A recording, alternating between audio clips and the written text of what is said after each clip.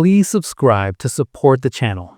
You've been told your whole life that nothing moves faster than light, that this is the final, unbreakable rule of the universe. But now you're hearing that a real physicist has found a way, at least on paper, for a ship to pull off a journey that looks like 10 times light speed, without actually breaking Einstein's laws. That sounds like a scam or clickbait. So let's drill into what that really means, in simple language, and why it doesn't fall apart the moment you ask hard questions. Start with the basic speed cap. In a vacuum, light travels at about 300,000 kilometers every second. That number is built into physics. It shows up everywhere, in how electricity works, in how magnetism works, and how space and time behave. In giant particle accelerators, we pump huge amounts of energy into tiny particles like protons, and we push them to 99.9% of that speed.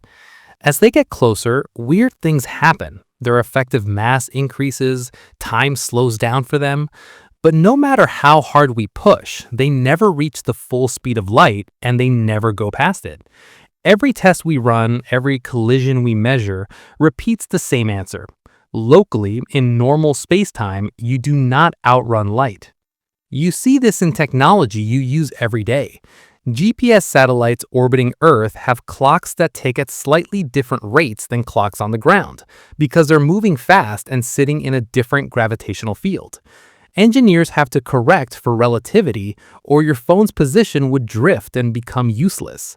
Fast-moving particles, called muons, live longer when they're moving close to light speed than when they're at rest, exactly as relativity predicts. When we send probes and watch how signals travel, the timing lines up with the idea that light speed is the limit. So if all of that is solid, where is this supposed loophole hiding? Here is the subtle part almost nobody explains clearly. When physicists say nothing can go faster than light, they mean nothing can move faster than light through spacetime in its local patch. Think about a small region around your ship, just a space you can immediately interact with. In that zone, no particle, no signal, no piece of information is allowed to overtake a light beam. That's the true rule. What the theory does not forbid is space-time itself, the underlying structure changing shape. The limit applies to motion inside space-time, not to the geometry of space-time changing under you. Put it this way, there are two different things going on. One, how fast you move relative to the space right around you. Two, how the distances between faraway points in the universe can stretch or shrink because space-time is dynamic. Einstein's general relativity is a theory about that second part. It says mass and energy tell space-time how to curve, and curved space-time tells matter how to move. It allows expansion, contraction, ripples, and waves in space-time. So you can have a situation where locally nothing ever breaks light speed, but globally two distant points separate or approach each other effectively faster than light would move if space stayed flat and calm. Now, before you talk about clever tricks with spacetime, you need to face the raw distance problem, because that's what we're trying to beat. The nearest star beyond the Sun, Proxima Centauri, is about 4.24 light-years away. That number means exactly what it sounds like. A beam of light would need a bit more than 4 years, even in perfect vacuum, to go from here to there. If you could build a ship that cruises at 10% of light speed, which is way beyond any current engine, your trip, as seen from Earth, is still more than 40 years, one way. That is not a quick visit. That is the main task of your entire life. Stretch it out to the scale of the galaxy. The Milky Way is about 100,000 light-years across. Even if you somehow reach 10% of light speed, crossing it end-to-end would take about 1,000,000 years. That's longer than the entire history of Homo sapiens as a species. At the speeds we actually have, like Voyager 1's roughly 17 kilometers per second, which is around 0.006% of light speed, these times explode into tens of millions of years. On any human or even civilizational timescale, that is simply never. With normal propulsion, the galaxy might as well be a painting on the wall. Nice to look at, impossible to touch. This is why 10 times light speed is such a big deal. If you can arrange things so that, from the point of view of someone watching from Earth, you cover distance as if you were traveling at 10 times the speed of light, the numbers shift hard. That 4-year light trip to Proxima Centauri turns into about 5 months on the calendar back home. A journey of 1,000 light years, which would take 1,000 years for a light signal, now looks more like 100 years of external time. That is still brutal, but suddenly missions to seriously distant regions of the galaxy fit into the lifetime of a long-lived civilization. You can imagine multi-generational ships, regular traffic, a network, not just lonely one-way expeditions.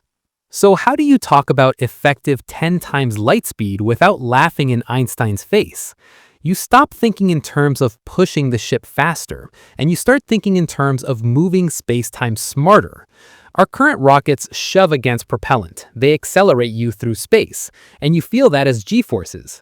Relativity blocks that method from ever reaching or exceeding light speed. Warp concepts step aside from that fight. They say, keep the ship almost at rest or moving slowly relative to the region of space-time it sits in, and instead manipulate that region itself. In plain words, the idea is this. You create a bubble of relatively flat, calm space-time around your ship. Inside that bubble, physics looks normal. Your speed relative to your immediate surroundings is well below light speed. Your clocks tick as usual. Around that bubble, in a surrounding shell, you engineer a very strange pattern of space-time curvature, one that makes the space in front of the bubble contract and the space behind it expand.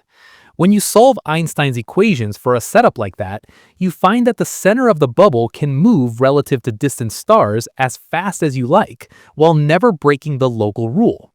Here's the shocking part. This is not fan fiction. It's a real class of solutions to general relativity's equations. A physicist can pick a shape for that bubble, plug it into the math, and ask, what distribution of energy and pressure would I need for space-time to curve in this exact way? The equations respond with a stress-energy pattern, a recipe in terms of positive and negative energy densities. Recently, one scientist tuned that shape to find a configuration where the effective bubble speed reaches about 10 times light speed, and the total energy cost is far lower than earlier versions. Still extreme, but not totally absurd. So now you're facing a new kind of tension. On one side, every lab test screams that you can't simply push a ship through space faster than light. On the other side, the same theory that enforces that limit tells you there are ways to rearrange space-time so that from the outside, a ship appears to cross light years at 10 times light speed without ever breaking the local rule. If that's true on paper, then the real enemy is no longer just the speed limit, it's the distances and the energy bill. And when you zoom out to the true scale of the universe, you find out those distances are even worse than they look from your little corner. You think space only gets crazy far when you talk about other galaxies, but your own backyard is already completely out of scale with human life. Look at the numbers you almost never think about. The moon is about 1.28 light seconds away.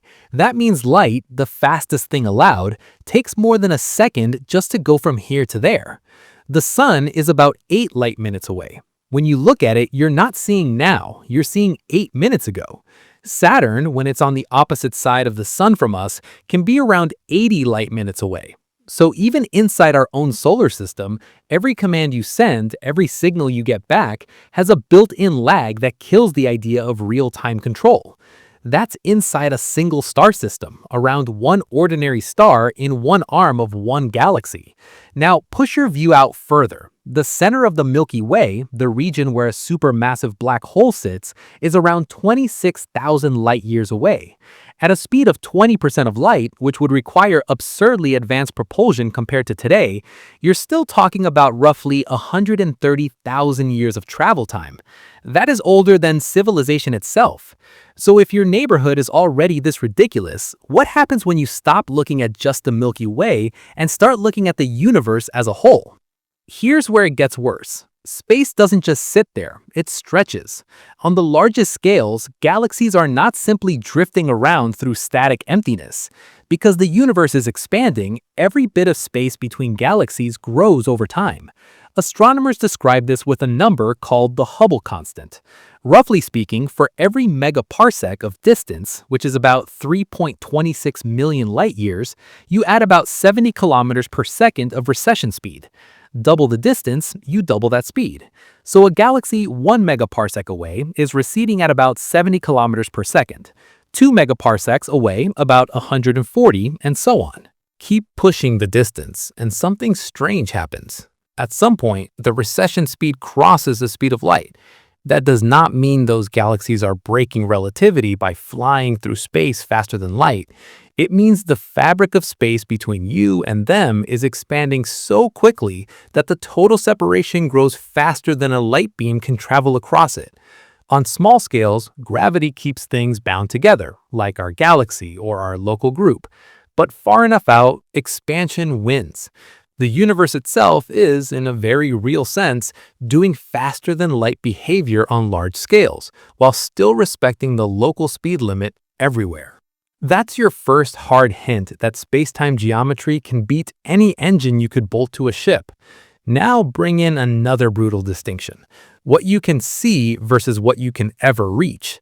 Because light has a finite speed and the universe has a finite age, there's only a certain region from which light has had time to arrive. That sets the observable universe, which is about 46 billion light years in radius when you account for expansion. It's huge, and it feels like that is your playground, but it isn't.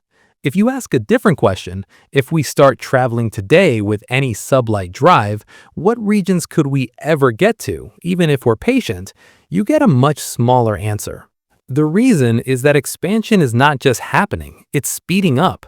Type 1a supernova observations and the detailed pattern of the cosmic microwave background both tell us the universe's expansion is accelerating.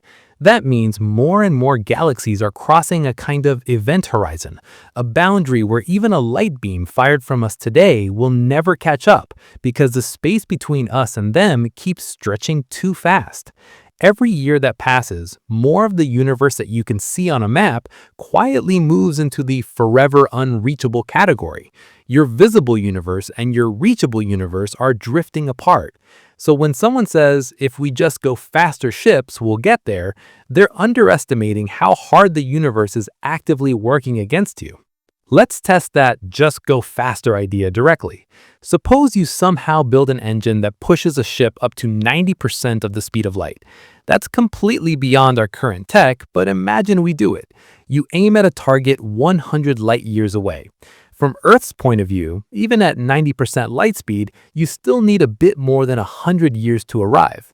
You can use relativistic time dilation so that, on board the ship, less time passes. Maybe the crew experiences a few decades instead of a century. That's nice for them, but your home civilization still experiences more than a century between launch and arrival. For a single heroic mission, maybe that's acceptable, but for a galaxy-spanning civilization that wants trade, communication, and culture to stay connected, those delays are fatal. You can't run a real network if every conversation between stars takes centuries. 90% of light speed, which sounds insanely fast, still leaves you with a universe where almost every meaningful interaction is send something and your great-great-great-grandchildren might hear back. Straightforward speed upgrades never solve that. Relativity lets you cheat time for the traveler, but it does not let you cheat the outside clock measuring how long the signal takes to cross the gap. This is where warp changes the target. Warp concepts do not try to break the local 300,000 kilometers per second limit. They accept it. Instead, they attack the distance itself. Imagine the straight line distance between two stars is 10 light years. In normal, undisturbed spacetime, that means even light needs 10 years to make the trip. Now imagine you can engineer a region of spacetime that, from the point of view of your ship, effectively compresses that 10 light years of space in front of you down to something like 1 light year, while stretching the space behind you.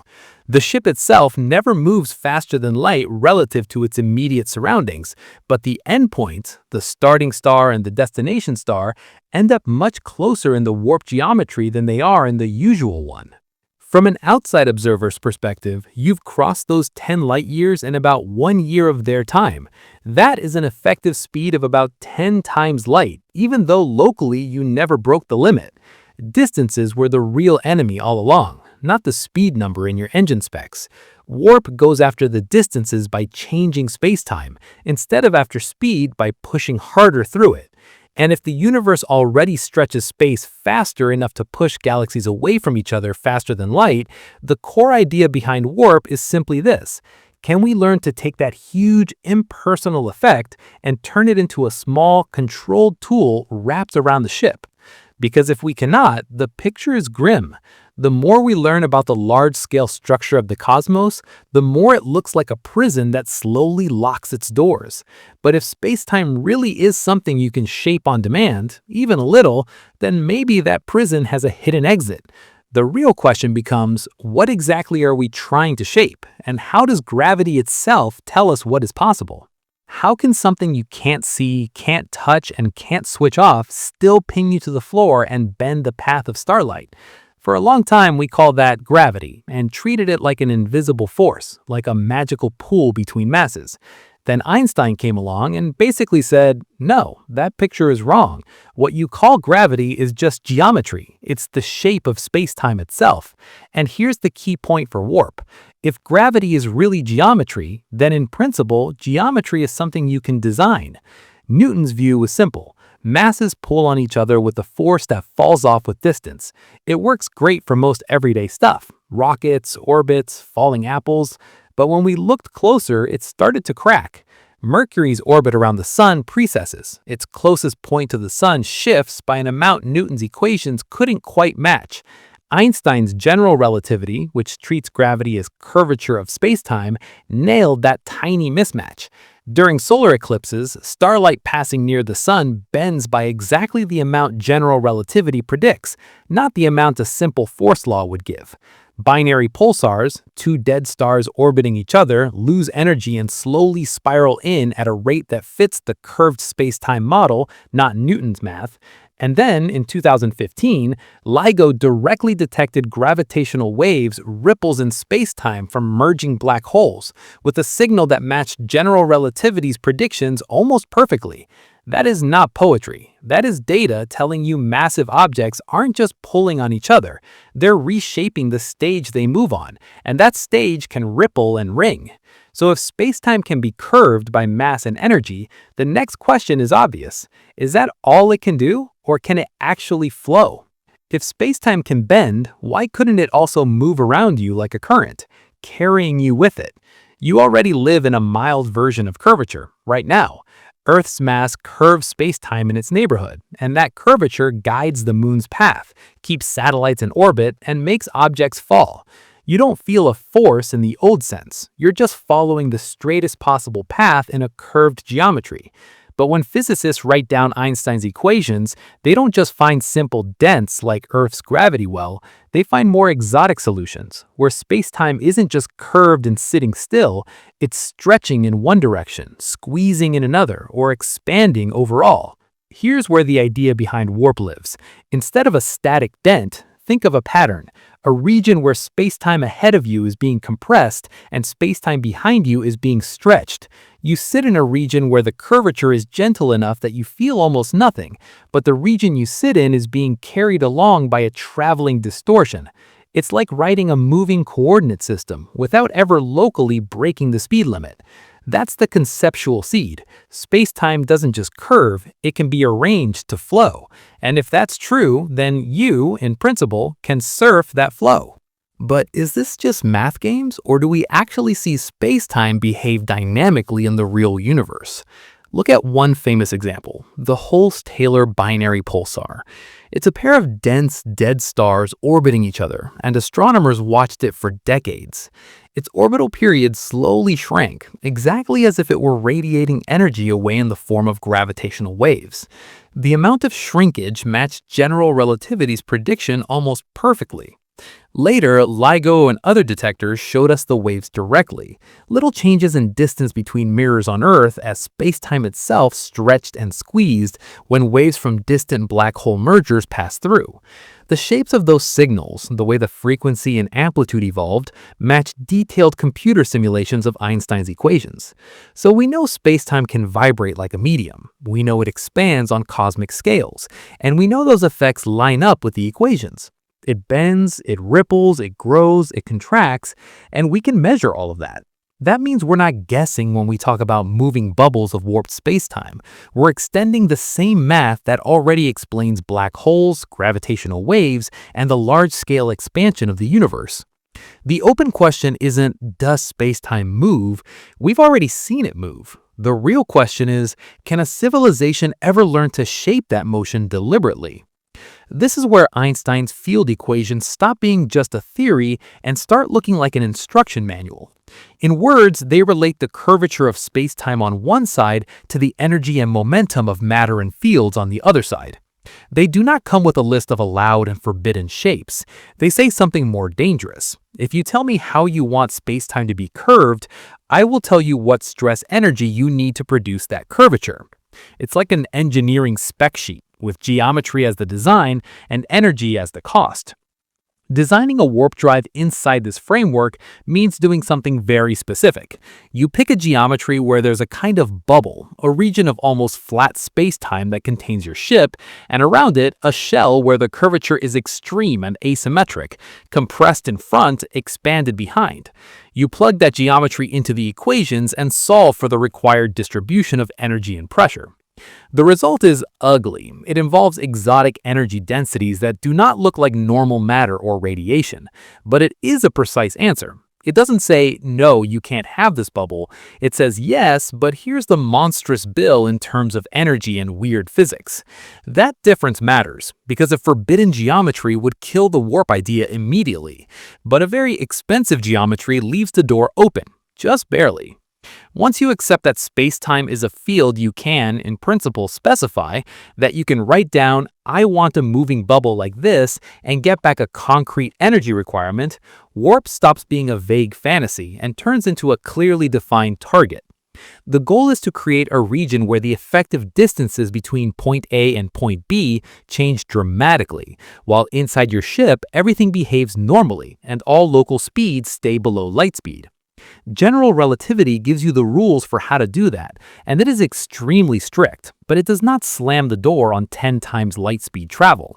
Instead, it forces you into a tough corner, where you now have to ask what kind of matter or energy can actually pay that bill, and is there any way around the terrifying numbers the equations are throwing at you?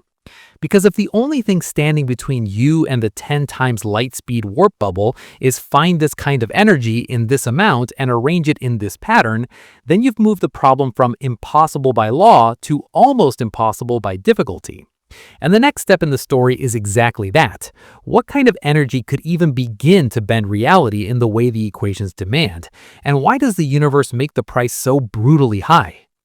In 1994, a quiet line of math from a Mexican physicist basically told every sci-fi writer, you weren't crazy, you were just missing the details.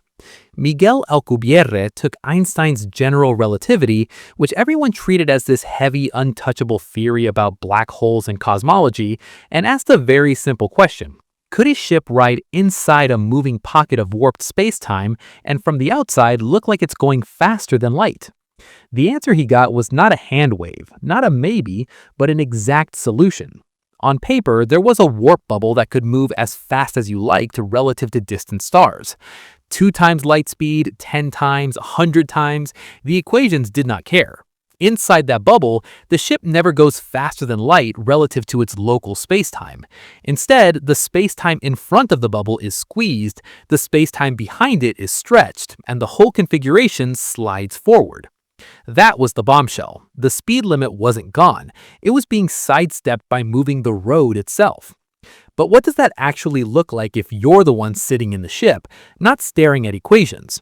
In Alcubierre's setup, there's an inner region where space-time is basically flat, calm, and normal. That's your cabin, your engine room, your living space.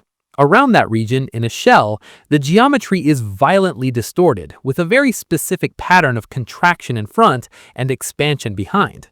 From far away, someone watching you sees the center of that bubble zip from point A to point B faster than any beam of light traveling through unwarped spacetime could manage. The light takes the long path through normal spacetime. Your bubble cheats by writing a moving distortion. Inside, though, your experience is boring in the best way possible. You are in freefall. There is no huge acceleration pinning you to your seat, no crushing g-forces. Your local clocks tick at their normal rate. You pour a drink, it behaves like it would on a calm spaceship drifting in deep space. Your local speed relative to the space-time just around you is small, well below light speed. All the drama, all the insane curvature is happening in the shell outside the cabin.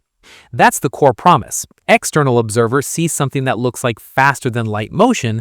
The crew feels almost nothing. So, if it looks like faster than light from the outside, how does this not tear relativity apart? The trick is in that word, local. Relativity's speed limit is a local rule. In every tiny patch of space-time, if you measure how fast something moves relative to you, nothing physical overtakes a light beam. Alcubierre's warp bubble respects that. In and around the bubble, if you zoom in small enough, every particle, every photon, every bit of information is still obeying the speed limit in its own frame. You do not see stars streaking past you at 10 times light speed. You do not fire a signal out the window and watch it get outrun by your own ship. What changes is the global picture. Distances between faraway points are being dynamically reshaped by the bubble's geometry. You have arranged space-time so that the region containing your ship is being relocated, without anything inside it ever seeing a local violation of the rules. Information still cannot jump faster than light within that local frame, but the frame itself is being dragged along by the warp. That is why most relativists, even the very conservative ones, have to grudgingly say, yes, as a solution to Einstein's equations, this is allowed, provided you are willing to accept some very extreme conditions. And that's where the real problem punches in. What does it cost in terms of energy and matter to keep that bubble alive? When you feed Alcubierre's geometry into the field equations and ask, what stress and energy distribution do I need to bend spacetime like this, you do not get back anything like normal matter, radiation, or magnetic fields. You get regions where the energy density has to be negative when measured by some observers. In other words, compared to the vacuum, spacetime in those regions has to behave as if it contains less than nothing. In classical general relativity, we usually assume certain energy conditions, that energy density is positive, that it doesn't do weird things like become infinitely negative, that matter is reasonable. These conditions are built into many proofs and theorems about black holes and cosmology. The Alcubierre drive violates those assumptions. It needs exotic stress energy that looks to the equations like anti-energy in specific zones around the bubble. Not antimatter, that still has positive energy, but something stranger, regions where the gravitational effect is as if energy has gone below the baseline of empty space. The drive is not fueled by rockets, it is fueled by a stress pattern that normal physics simply does not give you for free. Now, imagine you don't just want a cute demonstration. You want a serious 10 times light speed starship. In Alcubierre's original metric, the speed of the bubble relative to distant observers is basically a dial you can turn. Set it so that the bubble's coordinate velocity corresponds to twice light speed, 10 times or 1,000 times.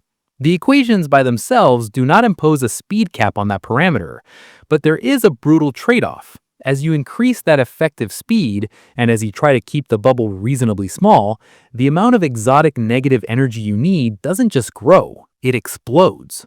Early estimates showed that for a bubble big enough to hold even a modest ship, moving at extreme effective speeds, the total energy requirement could exceed the mass energy of the observable universe in some rough calculations.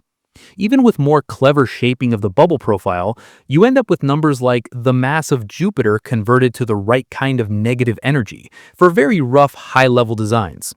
For 10 times light speed over useful distances, you are nowhere near practical territory. You're in the realm of, this is not technically forbidden by the math, but it is so far beyond our abilities that it might as well be magic. But that distinction matters. Forbidden means stop thinking about it. Allowed with insane requirements means you now have a well-defined enemy. The enemy is the need for large amounts of negative energy arranged in a very precise way. The entire problem of building a warp drive collapses down to one core question. Can the universe actually supply this kind of exotic energy in bulk? And can we ever learn to control it? Because if negative energy is just a tiny quantum trick that only appears in small flashes and small regions, warp drive dies there. If somehow there are loopholes that let us amplify it, shape it, and store it, then the impossible suddenly has a narrow, terrifying path to maybe. So the next step is unavoidable. You have to ask, what does negative energy really mean, and where, if anywhere, have we already seen hints of it in real experiments? Negative energy sounds like a phrase someone made up for a movie, but in the math it has a very specific meaning, and it's a lot stranger than bad vibes. In relativity and quantum field theory, you don't talk about one big global energy number. You talk about energy density, how much energy is sitting in each tiny region of spacetime as measured by an observer there. Empty space, the vacuum, isn't truly zero. It has a baseline energy built into it. When physicists say negative energy density, they mean a region where, compared to the vacuum baseline, the energy is actually lower, less than empty. That sounds impossible at first, but quantum mechanics already forces you to accept that the vacuum isn't actually empty. It's filled with fluctuations, and in some configurations, you can push it slightly below its usual level. The cleanest lab hint for this is called the Casimir effect, and it's not a thought experiment, it's a real measurement. Take two uncharged parallel metal plates, put them extremely close together, just a few tens of nanometers apart, in what you call a vacuum. According to quantum field theory, fields in space can fluctuate in many different modes, like different patterns of vibration. Between the plates, only certain modes fit in that tiny gap. Outside the plates, all the usual modes are allowed. That mismatch means the vacuum energy between the plates is slightly lower than outside. The result, there's a tiny but real force pushing the plates together. We've measured that force many times with very sensitive micrometer scale setups. The numbers line up with the quantum predictions. You have actually engineered a region where the energy density is lower than the surrounding vacuum. That's exactly what negative energy density means in this context. It's not a sci-fi substance in a tank. It's a subtle shift in how much vacuum energy is available in a region, created by a specific configuration of matter and fields. And even though the effect is absolutely tiny, it proves the universe is willing to allow less than vacuum under the right conditions. And once you accept that the vacuum is active, you can't stop there. Quantum field theory says every point in space is filled with fields that are constantly fluctuating even at what you'd call zero temperature. That seething structure shows up in many different experiments. The Lamb shift in hydrogen, where the energy levels are slightly different than you'd expect from a simple model, is explained by the interaction of the electron with vacuum fluctuations. The anomalous magnetic moment of the electron, one of the most precisely measured quantities in physics, matches calculations that rely heavily on vacuum fluctuations. The vacuum is not nothing, it's a restless background. In some setups, like so-called squeezed states of light in quantum optics, you can actually shape those fluctuations. You reduce the uncertainty in one quantity at the cost of increasing it in another, and in doing so, you can create regions or intervals where the energy density is effectively negative for a brief time. Again, this isn't fringe science, it's mainstream lab work used to improve measurements and gravitational wave detectors. We are already playing with tiny, short-lived pockets of negative energy in real equipment. So if negative energy is this exotic ingredient Alcubierre needs, you've at least got proof that nature can manufacture a little bit of it. But here comes the problem, and it's brutal. A warp bubble that can haul a macroscopic ship at effective faster than light speeds doesn't need a little bit. It needs enormous amounts. Early estimates for the classic Alcubierre drive with a bubble big enough for a reasonable spacecraft and cranked up to superluminal effective speeds gave energy requirements that were completely insane, more than the mass energy of the observable universe in some rough calculations. That's not engineering hard. This is never going to happen hard. People didn't stop there though. They try to tweak the shape of the bubble, change how thick the warped shell is, adjust the profile of the distortion, all to reduce the energy bill. Some alternate warp metrics and refined versions of Alcubierre's original idea push that requirement down, first to something like the mass energy of a galaxy, then a star, then maybe a gas giant like Jupiter, and in some very optimistic constructions, down toward the energy equivalent of a large asteroid. That is progress, but you need to be honest, even the good numbers are still way beyond anything we can handle. We are talking about negative energy budgets that make all human energy use across all history look like rounding error. And it's not just the amount, it's the type. Tiny Casimir plates and squeezed light experiments give you negative energy that is extremely small, extremely local, and very short-lived. Warp needs negative energy that is huge, sustained, and spread over a shell around the ship with a very precise spatial pattern. You're not just trying to get a little negative blip, you're trying to stabilize an entire space-time structure. That's like generating a spark from static electricity and running a national power grid, but worse, because you're also fighting the fundamental rules of quantum theory. Those rules show up as what physicists call quantum energy inequalities, and they're the killjoys in this story. Quantum field theory doesn't just say, sure, you can have negative energy whenever you want in any amount. It places strict bounds on how much negative energy you can create, how long it can last, and how large a region it can occupy. Roughly speaking, if you want a lot of negative energy in one place, you can only have it for a very short time, and if you want it to last a long time, it has to be very small in magnitude. The more you push in one direction, the more the other side of the inequality bites back. When people apply those inequalities to things like wormholes and warp bubbles, they tend to get depressing results. Long-lived, macroscopic configurations of negative energy that stay stable and smooth look extremely hard to achieve. The theory seems to push you away from exactly the kind of configuration Alcubierre-style drives need. It doesn't give a clear, absolute no, but it fences off huge parts of the parameter space, saying, you can't have this much for that long in that volume. Warp lives in the narrow margins those inequalities leave. So now you're stuck in a very uncomfortable place. On one side, general relativity calmly tells you, if you can somehow provide the right exotic negative energy in the right shape, a warp bubble doing 10 times light speed is allowed by the geometry. On the other side, quantum field theory says, I might not let you collect or maintain that energy in the quantities you need. The big question becomes, does a full, unified theory of quantum gravity shut the door completely, or does it leave a tiny crack open for extreme civilizations to exploit? If the door stays even slightly open, the next shock is how big the power bill really is when you convert those exotic energy requirements into numbers you can compare to stars, planets, and entire civilizations. And once you see those numbers, you have to ask, who, if anyone, could ever afford a 10 times light speed warp trip? When you actually run the numbers for a warp drive, how bad is the power bill, really?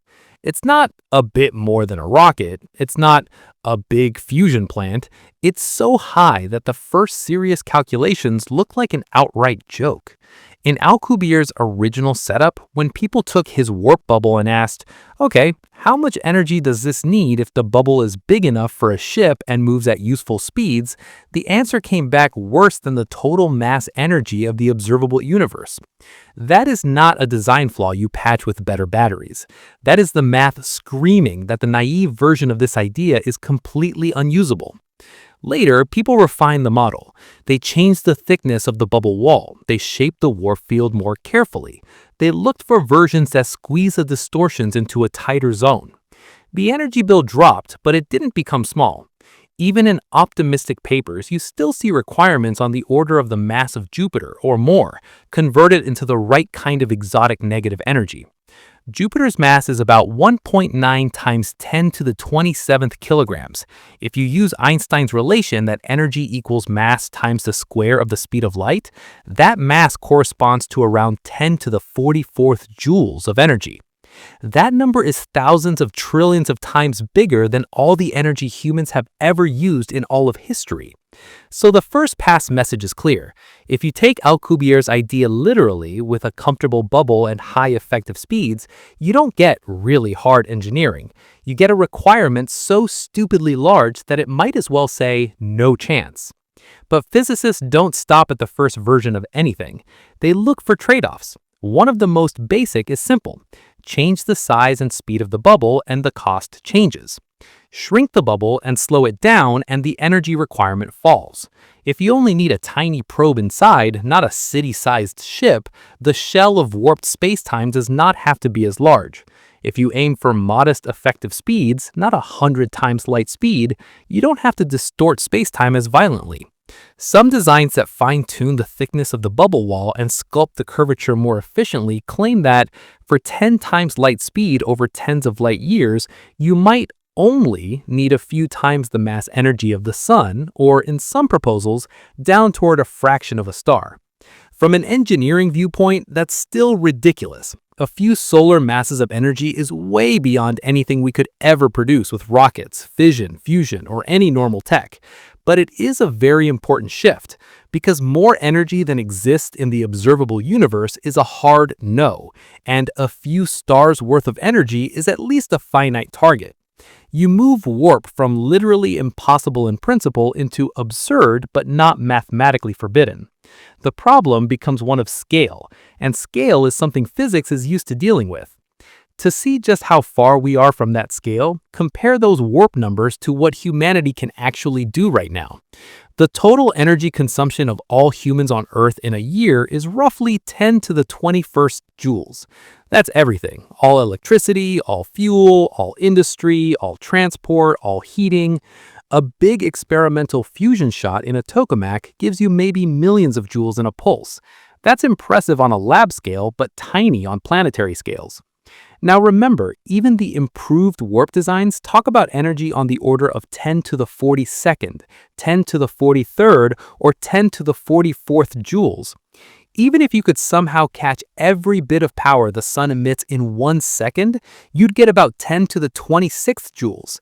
That sounds huge until you line it up against 10 to the 44th. You are short by around 18 orders of magnitude.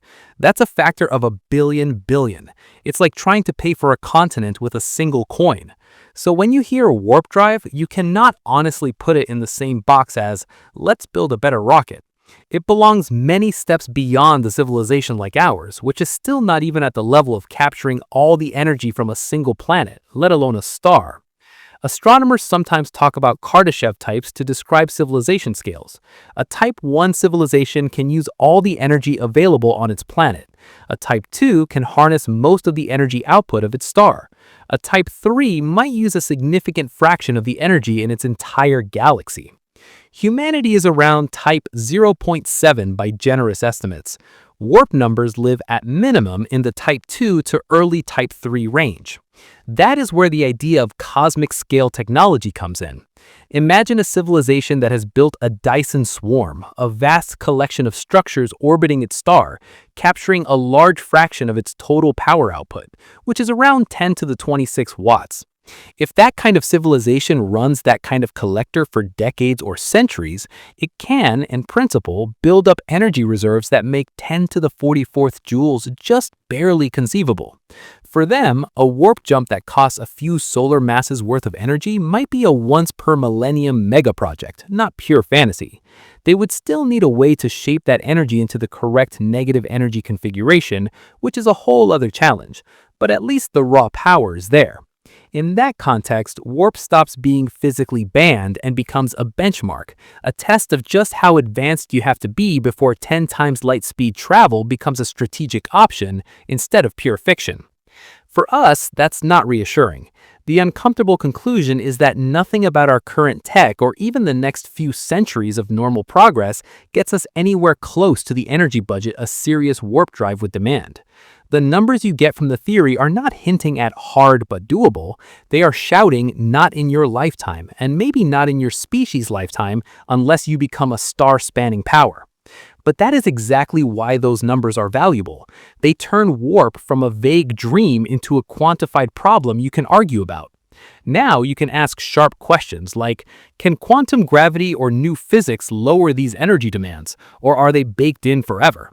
Could there be clever configurations that dilute the need for negative energy even more, or is that fantasy? The fantasy phase is over, replaced by a brutal to-do list. And the next layer of that list is even more serious, because the universe has already shown it can do faster than light separation in a different context, during its own birth. So if the cosmos itself has pulled off something like warp on a grand scale, what does that say about our chances of ever copying even a tiny piece of that trick? Here's the part that should make you sit up a bit straighter. The universe itself has already done something that looks a lot like a warp drive, and it did it everywhere, all at once. In our best models, about a tiny fraction after the Big Bang, around 10 to the minus 36 seconds, the universe went through a phase called inflation. Space didn't just expand, it exploded in size, exponentially. Regions that were smaller than a proton were stretched to macroscopic scales almost instantly. The rate of expansion was so extreme that 2 points in space could be pushed apart faster than light could ever travel between them. That sounds like it should break relativity, but it doesn't, because nothing was moving through space faster than light. It was space itself that was growing.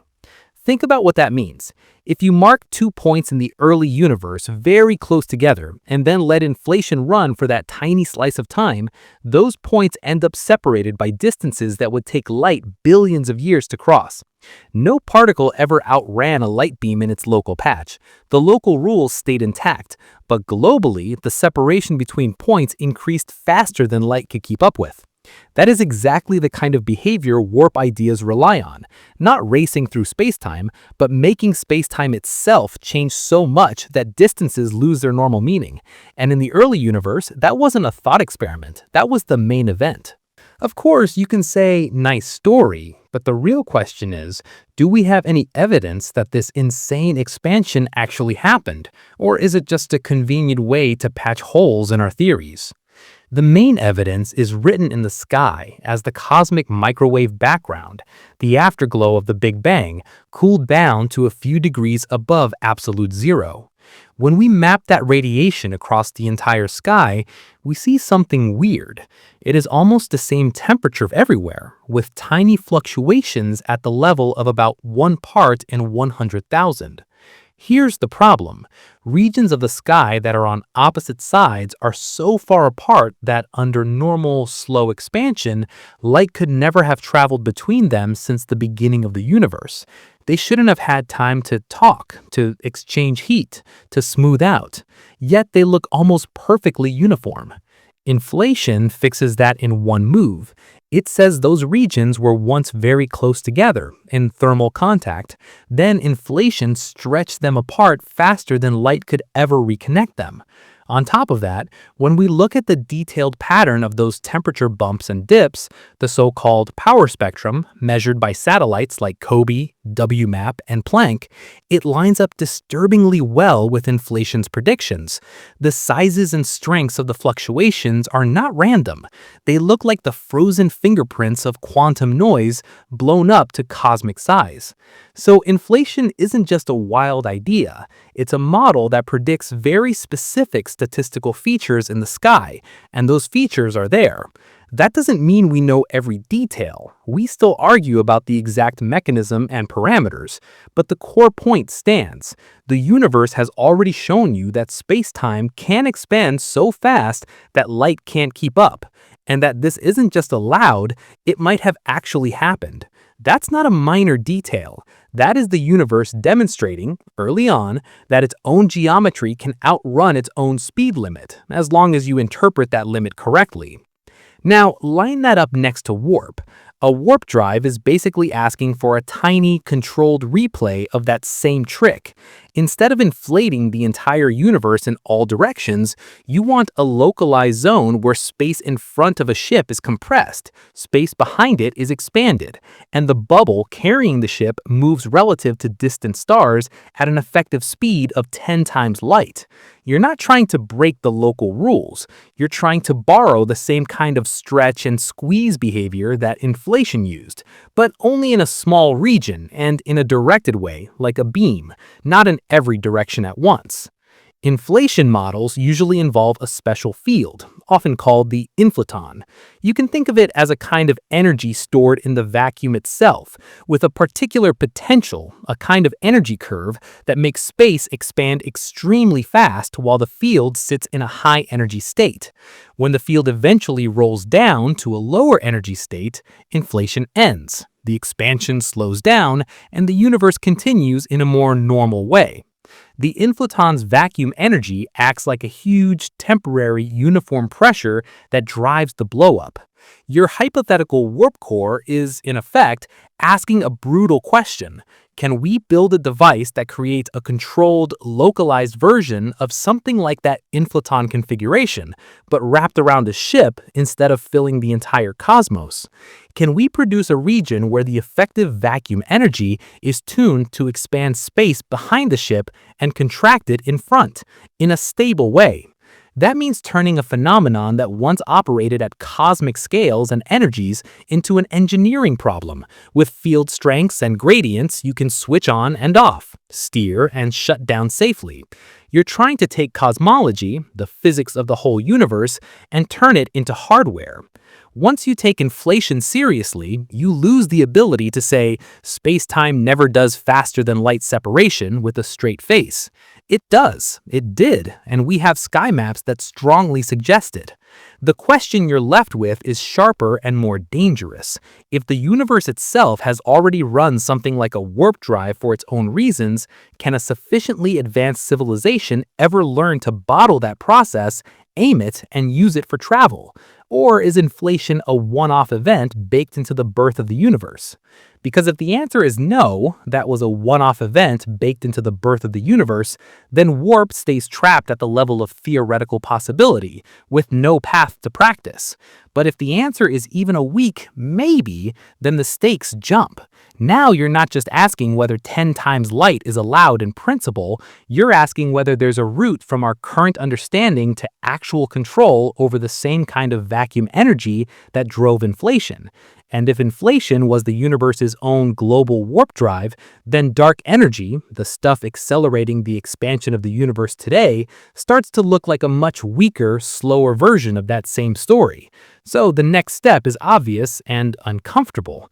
If space is already expanding faster and faster right now, how long before the universe itself locks us into a tiny gravitational island we can never escape without something like warp? In the late 1990s, astronomers set out to measure how fast the universe was slowing down, and instead discovered something much worse. It wasn't slowing at all, it was speeding up. Two independent teams watched distant Type 1a supernovae, standard candles that let you measure distance and expansion history. The expectation was simple. Gravity from all the matter in the universe should be pulling everything together, so expansion should be gradually decelerating. The data said the opposite. Those supernovae were dimmer than expected, meaning they were farther away than a slowing universe would allow. The only way to make the numbers work was to admit a new component in the cosmic budget, something that behaves like a smooth energy spread through space itself, pushing expansion to accelerate faster and faster.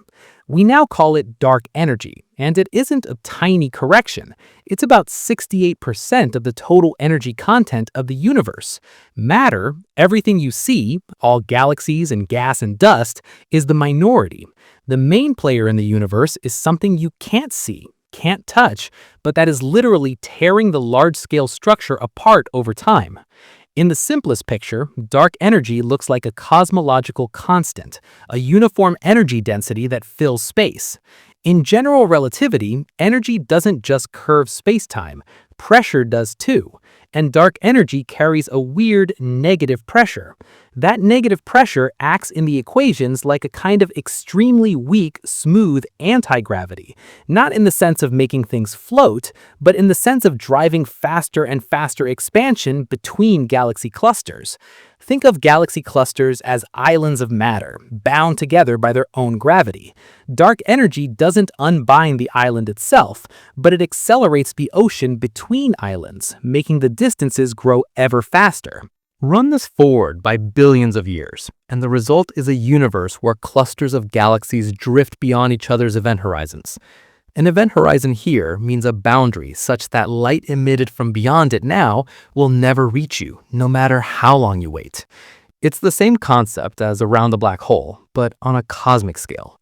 Dark energy acts slowly on human timescales, but on cosmological timescales, it wins. It turns the universe into a set of isolated pockets, each cluster cut off from the others forever. This is where the picture gets really ugly for any civilization that dreams of traveling far. Calculations show that as dark energy becomes more and more dominant, more galaxies cross that horizon boundary. Already, given the current expansion rate, most of the roughly 2 trillion galaxies in the observable universe are effectively unreachable with any sublight drive, no matter how advanced. Even if you could go at 99.99% of light speed, the expansion of space would still carry many targets away faster than you can chase them. Over tens of billions of years, the situation gets even tighter. Only the galaxies in our local group, those gravitationally bound to the Milky Way and its immediate neighbors like Andromeda, will remain visible and reachable. Everything else will redshift away, fade, and eventually drop behind a horizon. So the reachable universe, the part you could in principle visit or send signals to, is already much smaller than the observable universe, the part you can see. And that reachable region is shrinking over time. The more dark energy dominates, the faster that shrinkage accelerates. That means the universe is not just big and hard to cross, it is actively building a prison around every cluster, a prison whose walls get thicker as time goes on. Within that future, warp concepts suddenly stop looking like luxury upgrades and start looking like the only imaginable tools that could push back against this isolation. Dark energy itself does not hand you a warp drive, though. It is incredibly diffuse, roughly a billionth of a joule per cubic meter, a tiny smear of energy that only matters because space is so vast. And it behaves in a very specific way, uniform, the same everywhere, feeding expansion equally in all directions. Warp drives require something different, a highly structured, localized field that compresses space in one direction and stretches it in another, wrapped around the ship. Dark energy does not do that. It is a hint, not a blueprint. But that hint is important. It tells you that the universe is perfectly capable of supporting large-scale, long-lived fields with negative pressure, the same general kind of behavior you need to drive accelerated expansion or warp-like geometry. Inflation in the early universe was like dark energy turned up to an extreme, a brief phase of enormous vacuum energy. Dark energy today is that effect turned way down, stretched over all of space, acting very slowly. If physics allows those configurations broadly, it is at least plausible that some extreme future technology might learn to concentrate similar effects locally, instead of letting them float everywhere in a weak, uniform way. Right now, we have no idea how to do that. We do not know exactly what dark energy is, whether it's truly a cosmological constant, or some slowly evolving field, or something even stranger. We just know from supernovae, from the cosmic microwave background, and from galaxy surveys mapping how structure grows, that the acceleration is real. All of those independent lines of evidence converge on the same basic story. Expansion is speeding up, dark energy is dominating, and the long-term trend is separation and isolation. That gives you a very clear time pressure, even if the time scales are huge. The comfortable era, where sublight travel and signals can, in principle, link up large regions of the universe, will not last forever.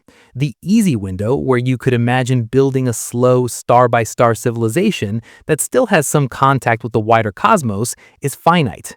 Beyond a certain point, dark energy wins, and your island of bound galaxies becomes the only game you will ever have access to again. In that context, warp isn't just about going faster because faster is cool. It's about having any path at all to reach beyond your local gravitational bubble. So you now have a universe that has already done its own version of warp during inflation, that is currently running a weak, slow version of that expansion in the form of dark energy, and that is steadily closing off most of its volume from any sublight reach. If you talk about building a drive that uses space-time itself as a vehicle, you're playing with the same forces that set the structure of everything. But there is a bigger threat hiding in the background. Even if you somehow paid the energy bill and shaped space-time the way you want, what happens to cause and effect when you start doing effective faster-than-light jumps?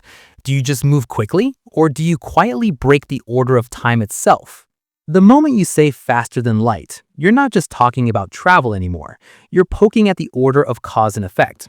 In special relativity, if you allow any kind of superluminal signal, even in a very limited way, you can usually find a reference frame where that signal goes backward in time. Combine a few of those and you can build a loop, a closed time-like curve, where information or even objects can come back to their own past. That's how you get all the classic paradoxes. Kill your grandfather, prevent your own launch, break the chain of events that led to the trip in the first place. So a 10 times light speed warp trip is not just very fast, it's potentially a time machine in disguise, unless something deeper in the laws of physics blocks that from happening. In the clean, flat space-time of special relativity, the logic is brutal. Take two observers moving relative to each other. If you allow one of them to send a signal faster than light, and then let the other send a faster than light reply in their frame, you can arrange it so the reply gets back before the original message was sent in someone's frame. Draw the space-time diagram and you get a loop. That's the basic reason physicists get nervous the second you say effective FTL. It's not because they hate fast travel, it's because the math shows that FTL and time loops are usually connected. Now plug warp bubbles and wormholes into this story. On their own, a single Alcubierre bubble moving in an otherwise simple universe might not immediately give you a time loop, but people have studied what happens when you start combining exotic geometries or moving them relative to each other. The result is ugly. There are specific setups where, for one observer, you take a warp trip out and back at 10 times light speed, and another observer can honestly say you arrived before you left. Or you build a pair of wormholes, move one around at high speed, and connect them in such a way that a path through the wormholes and back through normal space forms a loop in time. These aren't hand-wavy claims. Relativists have written down explicit space-time metrics where closed time-like curves appear once you allow certain FTL-like structures. In those spacetimes, there are world lines that start at an event, loop around, and return to the same event in their own past. That doesn't automatically mean the universe lets you actually build those structures, but it does force you to ask a hard question. Does the full theory of nature, including quantum effects and whatever quantum gravity turns out to be, silently outlaw these configurations to protect causality? Everything we've observed so far behaves as if causality is sacred. In particle accelerators, events line up in the right temporal order in every frame that can actually exist. High-energy cosmic rays hit our atmosphere, create showers, and the timing always respects cause and effect. Even quantum entanglement, which looks like instant coordination between distant particles, refuses to carry usable information faster than light. You can get correlations, but you can't send a message. Whenever we test relativity with extreme precision, the result is the same. No device, no process, no particle we can actually create has let us send a signal into our own past. That pattern strongly suggests that if warp is real at all, it has to live inside that same framework. It cannot be a sloppy, anything-goes FTL system. Any physical warp drive must be constrained so that while it gives you effective 10 times light speed between stars, it never lets you arrange a configuration that creates a closed time-like curve in the real universe. It has to be fast but causal, or the universe finds a way to block it. This is where Stephen Hawking's idea comes in, something he called the chronology protection conjecture. The basic claim is simple. The laws of physics contain mechanisms that prevent the formation of time machines, not by changing your decisions, but by making the geometry itself break down before a loop forms.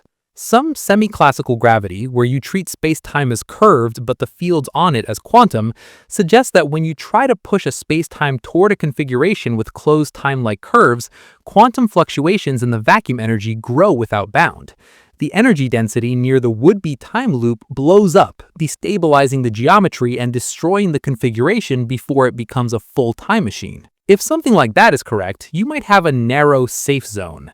You could have warp bubbles that do fast, effective travel as long as their speeds, trajectories, and combinations stay in a region of configuration space where no closed time-like curves appear.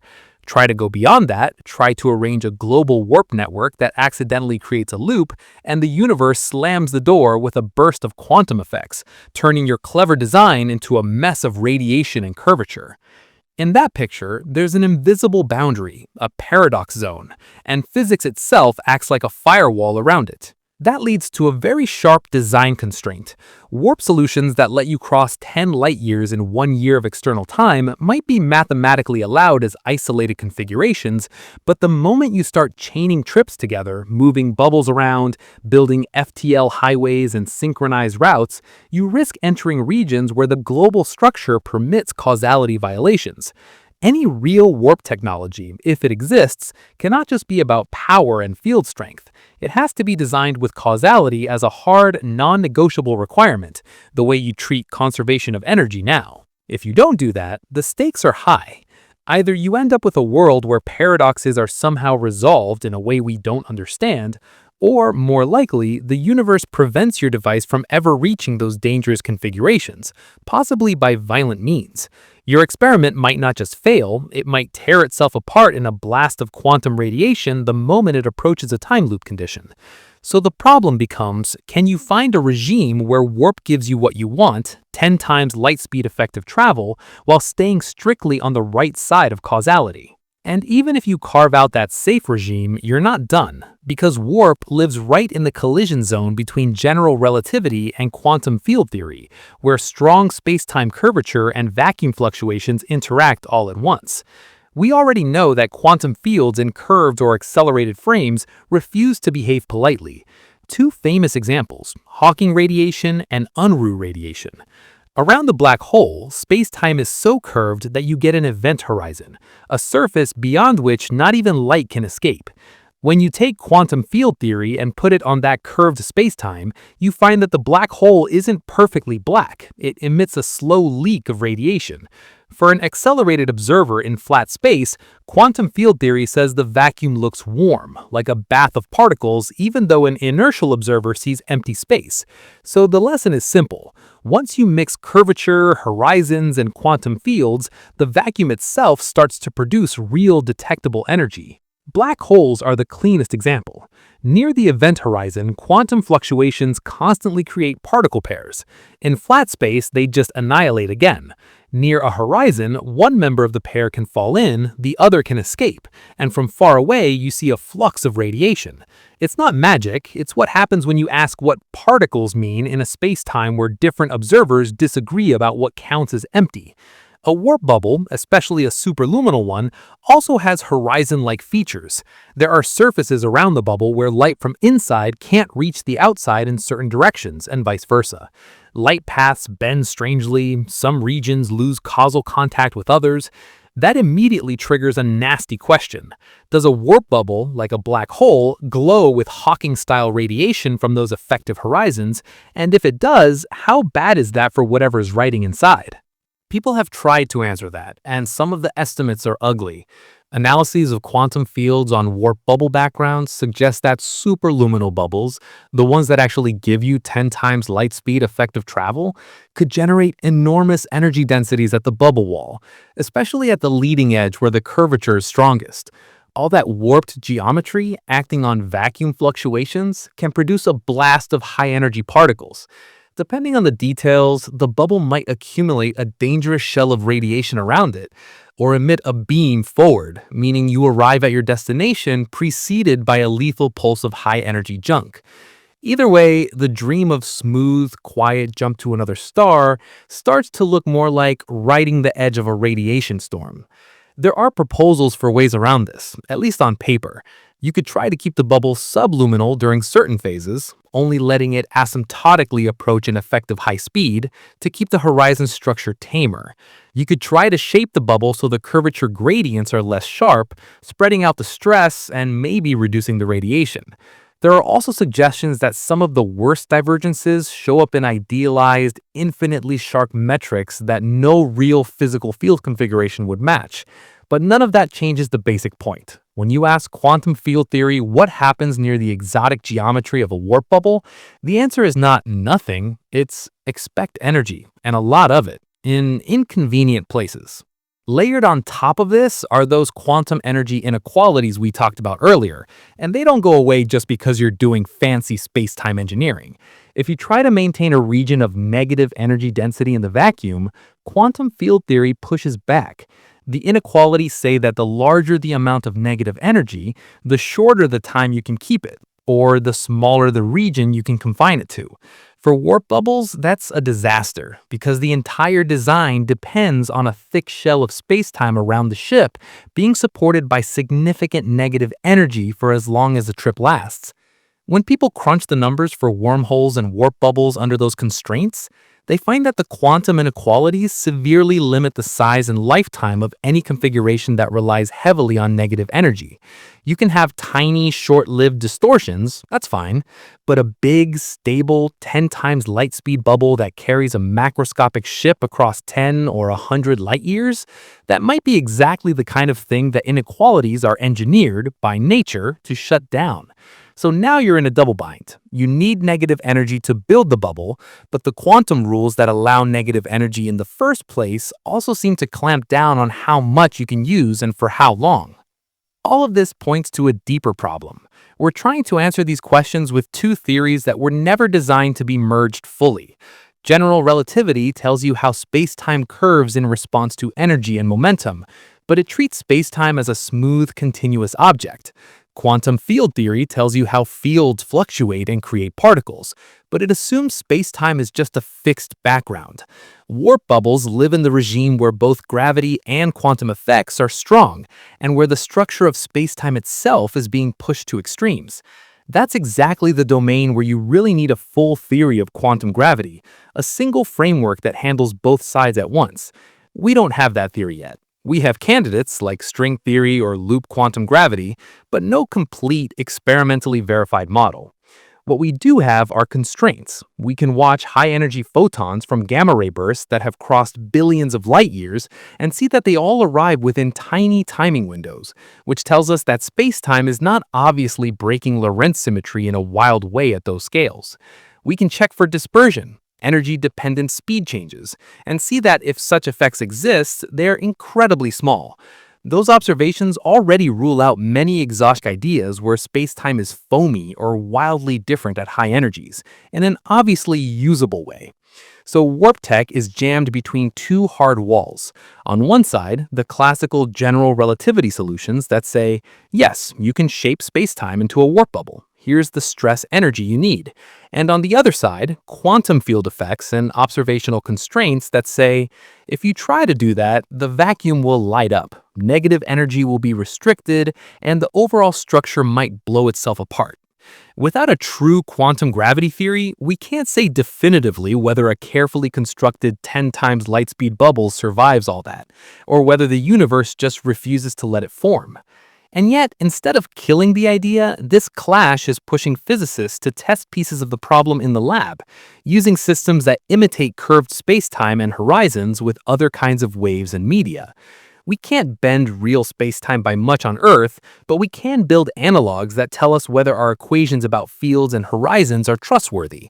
If those analog experiments keep matching the theory, the pressure on warp only grows, because each match says, yes, this is really how the universe behaves when you try to mess with geometry. So the next step in this story is to look at those analog systems and ask, if we can fake black holes and expanding universes in a lab, what do they tell us about the chances of ever doing the real thing? If you can't bend real spacetime enough to test a warp bubble, how do you even check whether your equations are telling the truth? On Earth, with our weak gravity, we have no chance of building a baby black hole, let alone a warp drive. But physicists have found a workaround. They cheat by building fake spacetimes out of other systems, where waves move in ways that match the same math. You're not warping the universe, you're using fluids, super-cold atoms, and engineered materials to recreate the same equations in the skies, and then you see if reality follows the script. The basic trick is this. Many kinds of waves obey equations that look just like waves in curved spacetime. If you set up a fluid flow just right, or tune a Bose-Einstein condensate, or shape how light travels through a metamaterial, the effective geometry those waves feel can be equivalent to a black hole, an expanding universe, or a horizon. You haven't changed gravity, but from the wave's point of view, you might as well have. That's what people mean by analog gravity. You simulate space-time with other media, and then you test whether the predictions from general relativity plus quantum field theory still match what you see. One of the cleanest examples is the so-called acoustic black hole. In these experiments, physicists create a fluid flow, or a flow in a Bose-Einstein condensate, where the flow speed exceeds the local speed of sound in some region. Inside that region, sound waves can't fight upstream against the flow. They're dragged along.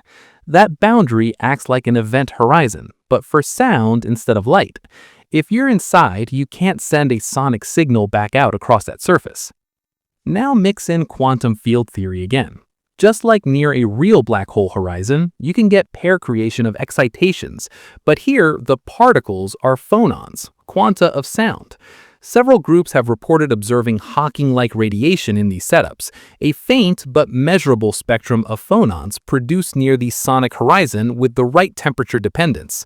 It's not a perfect one-to-one copy of a black hole, but it's powerful evidence that horizon physics is not a mathematical trick tied only to gravity.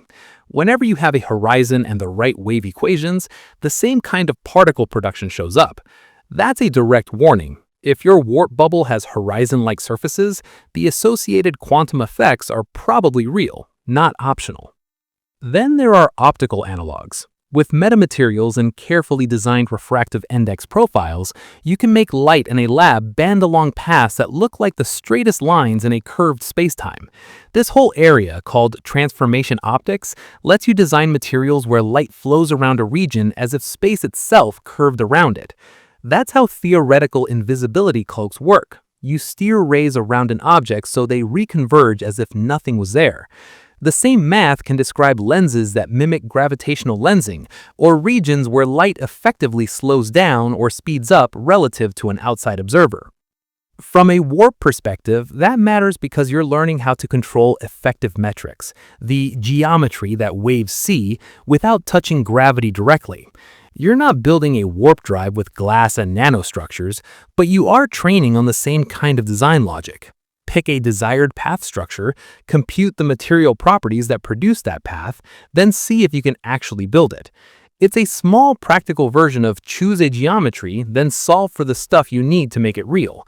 Exactly the mindset warp design requires on a much harder level. There are also systems that mimic expanding universes. In certain condensates and superfluid setups, you can drive the system so that excitations behave as if they live in a background that's stretching in time. Their wavelengths get redshifted, their amplitudes change, and particle-like excitations can be created in ways that copy what you'd expect in a real expanding spacetime. By measuring how fluctuations grow and how correlations spread, you can test predictions about particle production in expanding universes, the same type of effect inflation and dark energy rely on. For warp, that is directly relevant. A warp bubble inflating space behind it and deflating space in front is to quantum fields another time-dependent background. If our theory correctly predicts what happens to excitations in lab-made analogs, and so far it does pretty well, that boosts our confidence that it's also getting the qualitative behavior right in more extreme scenarios, like warp metrics, even if we can't build those yet. If the analogs ever show a consistent mismatch, that would be a red flag that our math is missing something fundamental. None of these analog experiments will ever move a starship an inch. They won't give you 10 times light speed, they won't build a bubble, they won't solve the negative energy problem. What they do is arguably more important at this stage. They stress test the same equations that underlie every warp proposal. Each time an acoustic black hole produces Hawking-like phonons with the predicted spectrum, each time a metamaterial bends light exactly as the effective metric says it should, each time an expanding condensate matches the expected particle production, you learn two things. First, the general relativity plus quantum field framework is reliably describing how horizons, curvature, and fields interact. Second, any warp design that leans on that framework is constrained by those same rules. So analog gravity cuts both ways. It quietly keeps the warp dream alive because the weird math keeps winning in the lab, but it also tightens the cage around what's allowed by confirming that horizons really do radiate, that negative energy really is limited, and that effective geometries are not a free playground. And even if you somehow get past all of that, you still haven't answered the blunt, practical question. Could a real ship and a real crew actually survive inside a 10 times light speed bubble with all that curvature and radiation around them? And could you steer it without killing everyone? If 10 times light speed is even barely possible on paper, the next brutal question is simple. Could anyone actually ride inside that thing and not die? Space-time curvature is not just abstract geometry. It shows up as real forces on real bodies. When curvature changes over the length of your ship, you get tidal forces. Different parts of the vessel are pulled or pushed differently. Near a small stellar mass black hole, those tides are strong enough to stretch and crush you. Near a supermassive black hole, the same curvature spread over a larger region feels gentler. For warp, you need the interior of the bubble to be in the gentle category, all the nasty curvature shoved into the outer shell.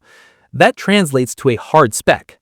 Inside the cabin, the curvature must be so low that the tidal acceleration difference between the nose and the tail stays well below 1g. In plain terms, someone standing at the front of the ship and someone at the back should not feel gravity pulling them in noticeably different directions. That's not a hand-wavy requirement. It's something you can calculate from the warp metric. You can ask, across this distance, what are the tidal forces, and are they compatible with human tissue, with structural materials, with instruments? If the answer is you get ripped apart, then the design is a non-starter, no matter how beautiful the math looks elsewhere.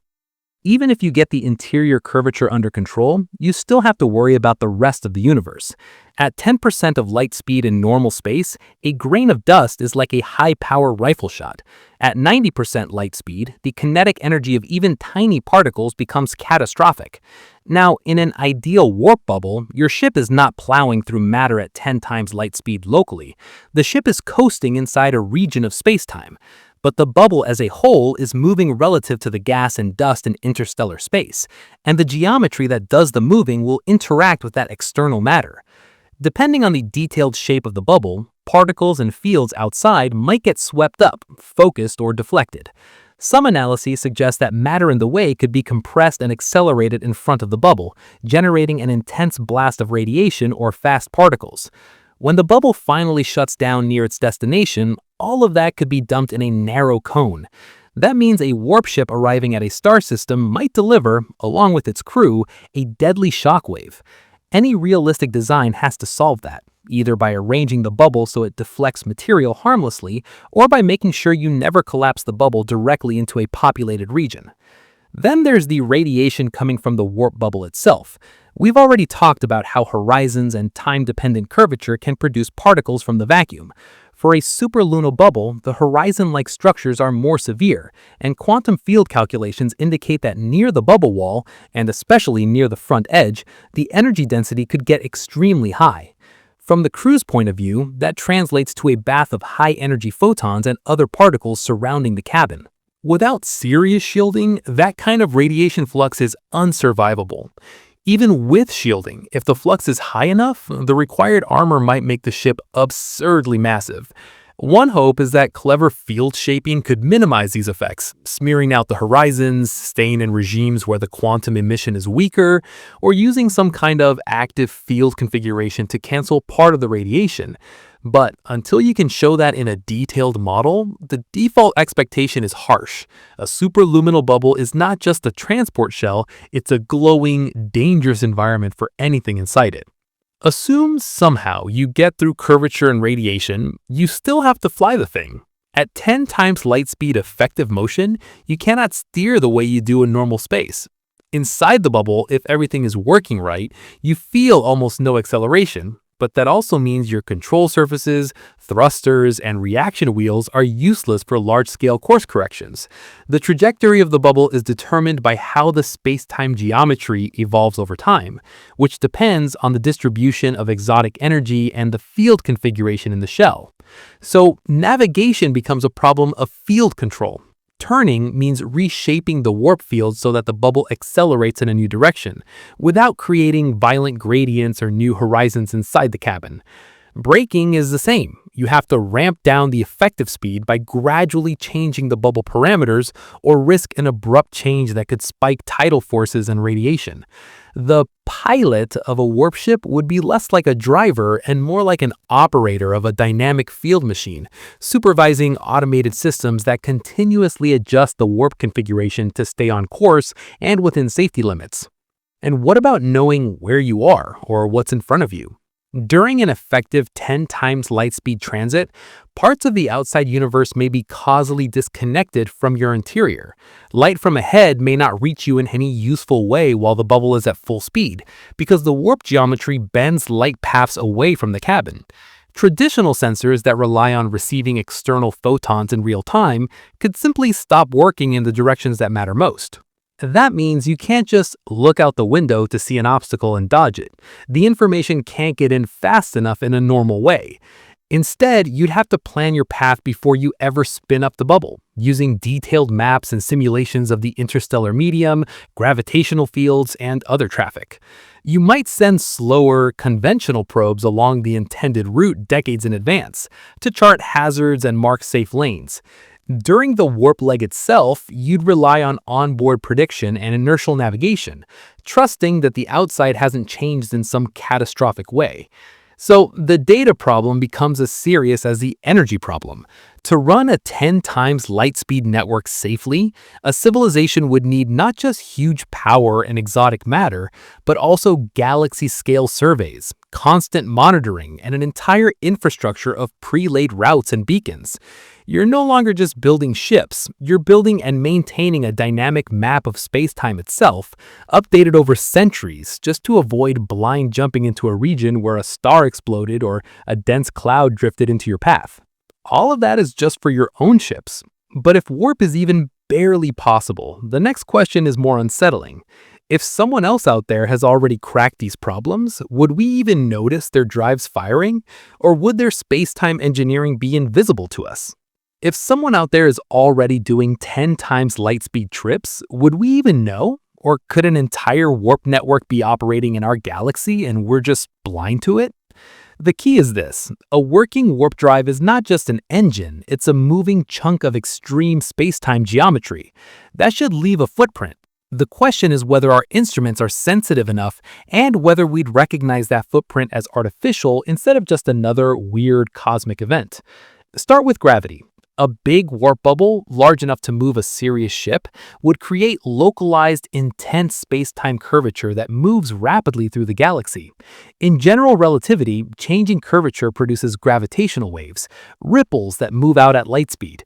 We already detect waves from black hole and neutron star mergers, and their signals have very specific shapes, rising chirps as the objects spiral together and merge.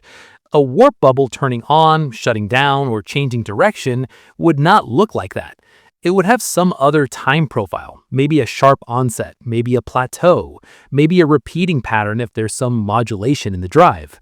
Right now, detectors like LIGO, Virgo, and Cogra are tuned to look for the kinds of signals we expect from known astrophysical sources: compact binaries, supernovae, maybe cosmic string cusps. But in principle, you can search the background of random gravitational noise for events that do not match any of those templates. A large civilization using warp regularly in a galaxy could create a population of non-astrophysical waveforms, a kind of space-time traffic noise. The brutal truth, though, is that we're nowhere near that sensitivity yet, and we don't have search pipelines optimized for whatever an alien drive looks like. So it's possible that if someone is firing up warp bubbles very far away, the signals are just buried under everything else, and we've never thought to ask the right question of the data. Light gives you another angle. Any chunk of curved spacetime can bend light, like a lens. We see this with galaxies and clusters, which distort images of background galaxies into arcs and rings. A warp bubble moving through a star field would also deflect light passing near it. But unlike a normal mass, which follows a predictable orbit, a warp bubble is an engineered structure. It could move in straight lines at constant galaxy frame speeds, stop abruptly, or appear and disappear as the drive is turned on and off. Large sky surveys already watch millions of stars for microlensing, tiny temporary brightness changes caused by compact objects like planets or dead stars, drifting in front of them. They also scan galaxies for subtle lensing effects. In principle, a warp bubble could show up as a very odd, transient lensing event, where a star's brightness spikes or its apparent position shifts in a pattern that doesn't match any known mass profile. You'd be looking for lensing ghosts that sweep across the field, too fast or with the wrong shape to be a star, black hole, or planet.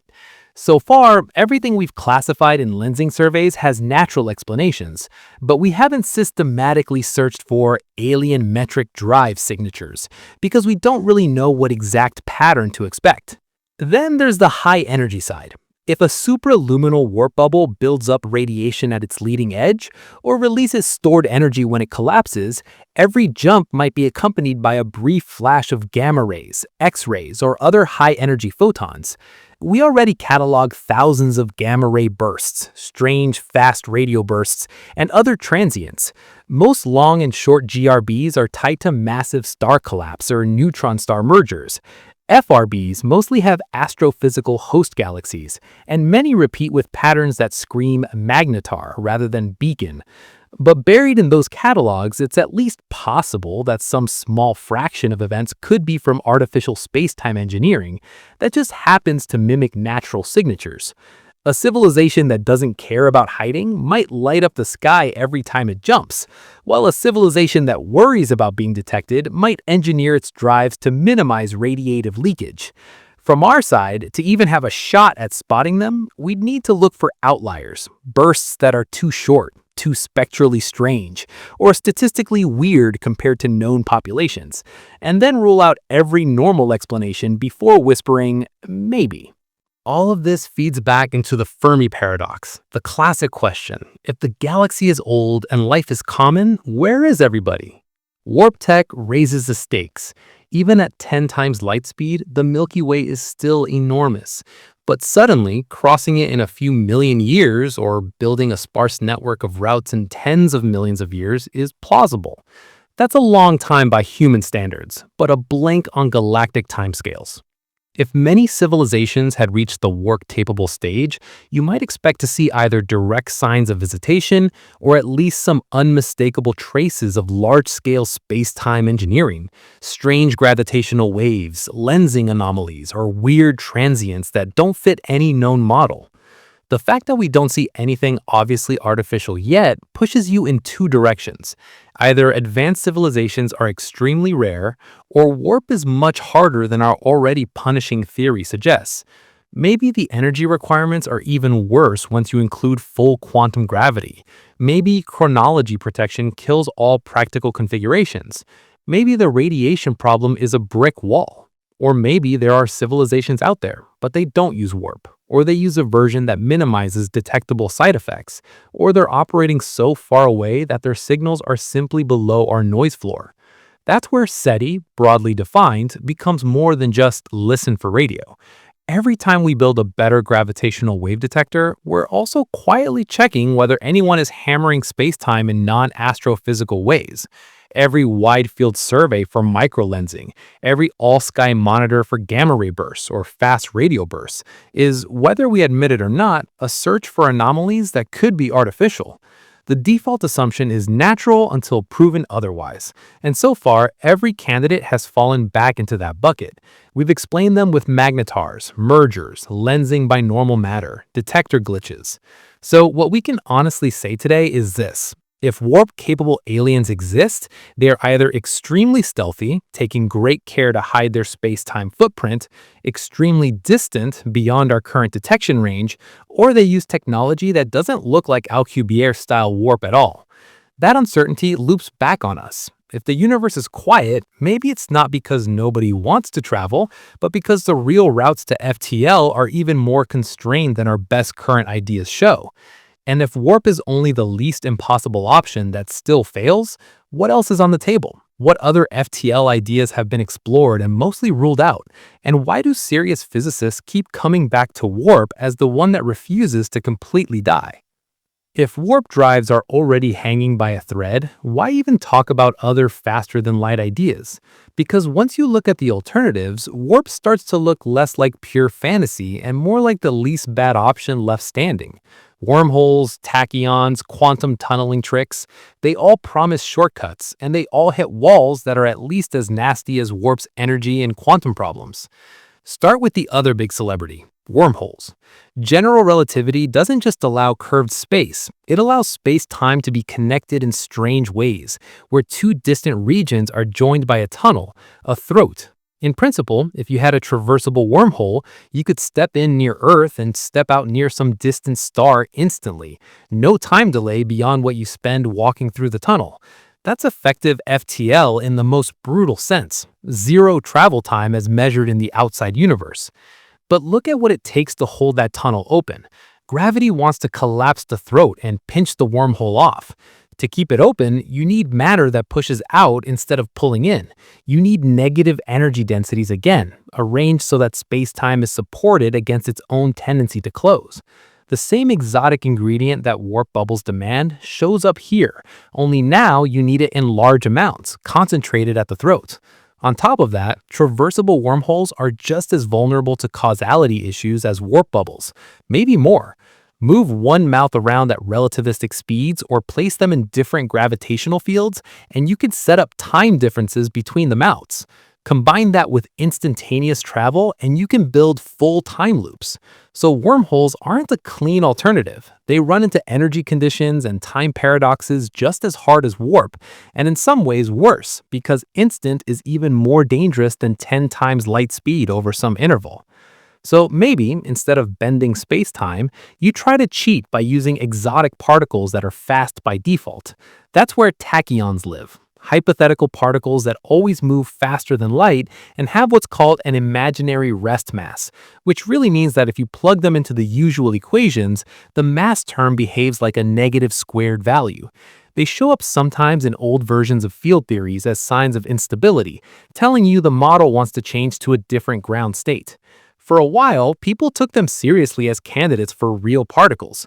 The problem is, once you let tachyons be real, you wreck causality really quickly. A particle that always moves faster than light can be used to send signals into the past in some frames. That gives you the same loops and paradoxes we just talked about, only now they're baked into the existence of the particle itself.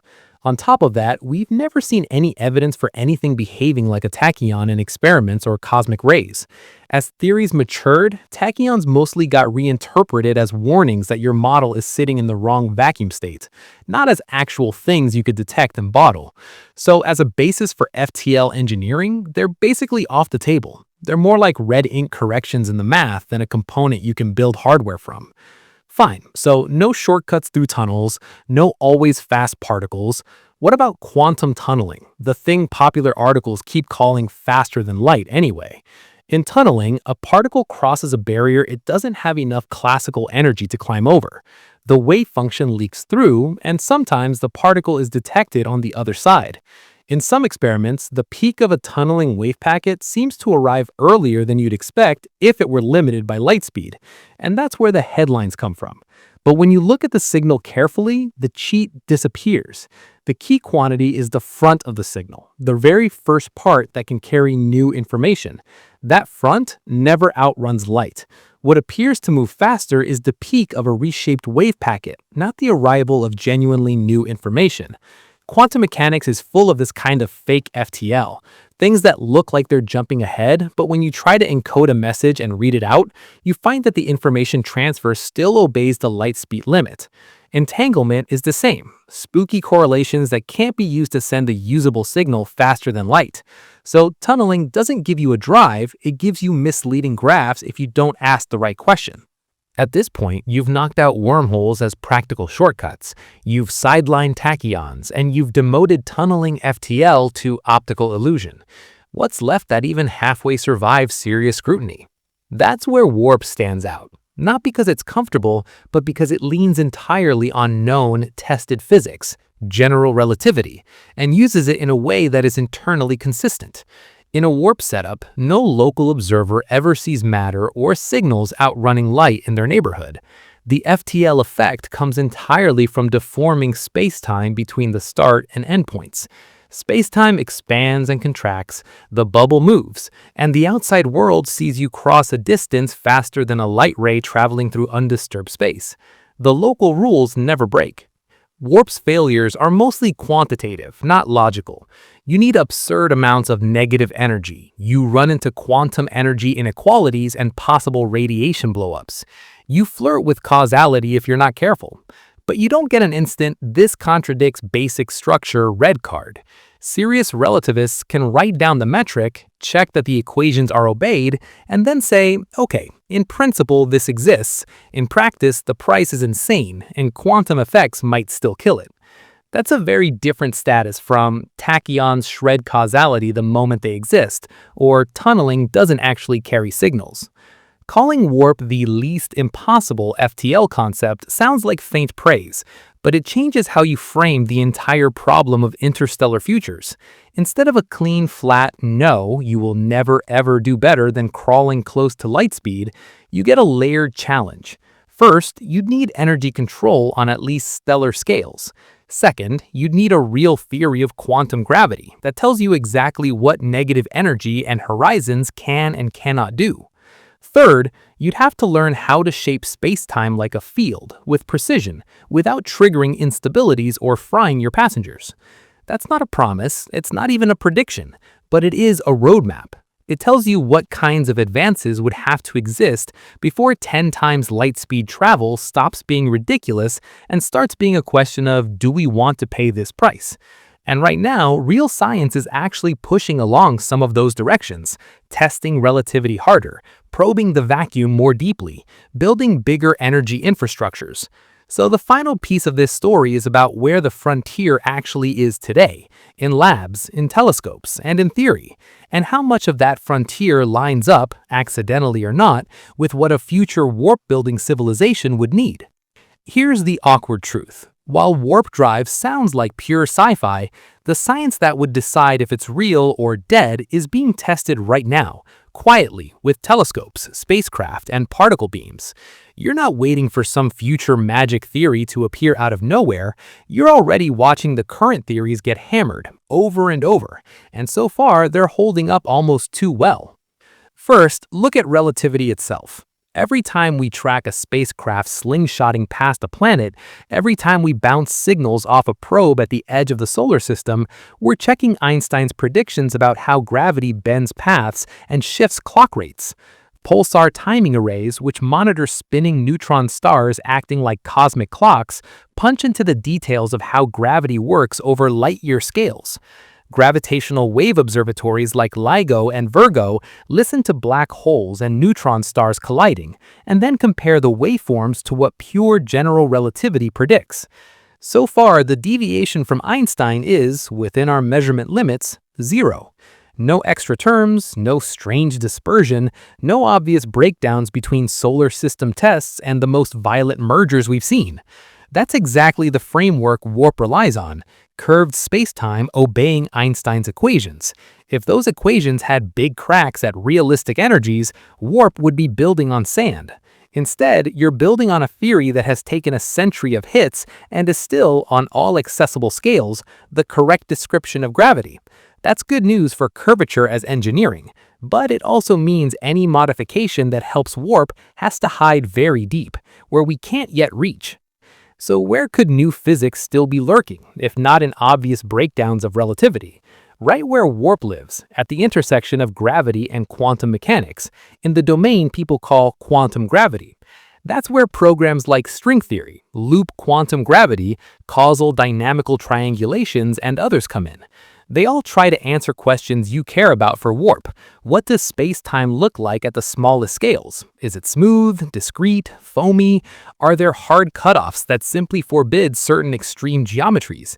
These aren't just armchair questions. Observations already slice away big chunks of possibility space. The detailed pattern of temperature fluctuations in the cosmic microwave background, how those fluctuations vary with angular scale, constrains what kinds of quantum gravity effects could have been present in the early universe. High-energy photons from distant gamma-ray bursts, traveling billions of light-years, arrive without obvious energy-dependent delays. That means space-time, at least at the energies and scales we can see, doesn't mess with the speed of light in a wild, frequency-dependent way. Many models that would have allowed blatant Lorentz-violating behavior are simply ruled out.